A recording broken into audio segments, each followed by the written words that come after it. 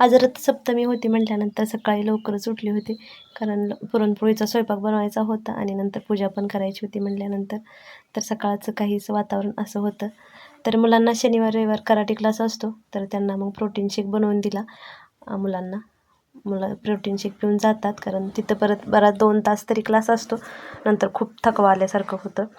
तर मुलांना आहोनी सोडून आले. तर कृष्णाचं असं जाताना बाय बाय करायचं चाललं होतं. त्याला कराटे क्लास भरपूर जायला आवडतं.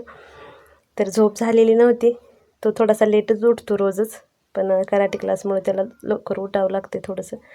तर आहो सोडून आले त्याला. आता माझी डाळ शिजलेली होती, भात लावला होता, गुळवणी झाले होते आणि आमटीचा मसाला पण करून घेतला होता.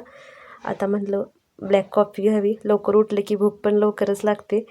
तर मी ब्लॅक कॉफी घेतली आणि नंतर मग ही अशी पूजा करून घेतली. याचा डिटेल व्हिडिओ मी चॅनलवरती अपलोड केलेला आहे आणि लिंक खाली डिस्क्रिप्शनमध्ये दिलेली आहे, नक्की जा.